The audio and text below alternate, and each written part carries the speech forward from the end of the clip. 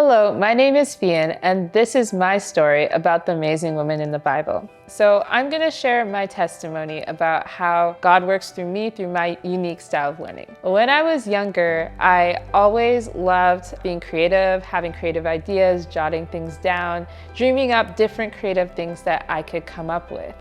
And I noticed that quite early on. And so when I was younger and my parents went to parent-teacher interviews, one of the things that did come up quite often was Fiyin seems very bright. She's very enthusiastic when she is present and wants to apply herself, but she loves to daydream. And I was always a little perplexed about that statement because it came up a few times. And I had to think, what was I doing when I was daydreaming? And often I was daydreaming about different ideas I wanted to come up with, different cartoons or things I wanted to create. And it was often during topics or subjects that I just wasn't that interested in that this would happen. This later on, when I was 21, became what was diagnosed as inattentive ADHD. There's actually two versions of this. There's the hyperactive, which most people are familiar with, and then there's the inattentive, which is actually very common in girls and surprisingly in creatives as well. And so this can be, from a lived experience side, characterized as the things that I'm actually passionate about, I get very hyper-focused on, and I could honestly tune anything out. But when it's the things that I'm not naturally inclined to, I disengage. Doctors would probably say that's where some of the chemicals that would help you stay engaged kind of just aren't there to support me.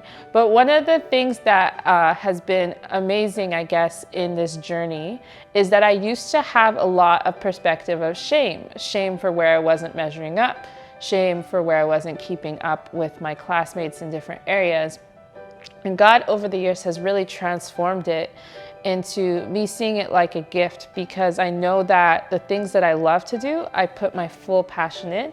I can't really pretend to like something. You'll know I do, and you'll see me show up in it.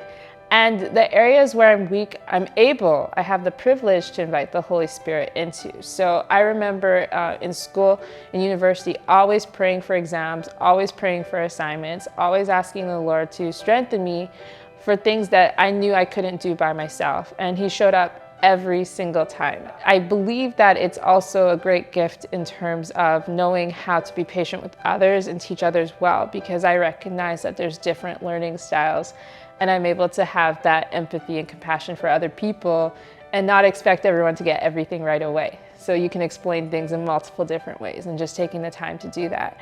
And so I'm really thankful to God for walking with me in this journey and showing me where my strengths are, but where I can work with others and really celebrate their strengths too. So I love administrators, I love bookkeepers, I love people like that, because they really help tie everything together. And I love that we can work as a team, and instead of looking down on people for where they're strong at, we can celebrate one another and just know we're part of God's design, you know? And I also want to encourage anyone out there who thinks that they might have a weakness or limitation. I look at Deborah in the Bible. She was a female judge in a time where women were often not really regarded at all. And somehow in that time, God raised her up, and she was seen with integrity, as someone with authority, as someone who was respected in the community. And she had the power of God behind her.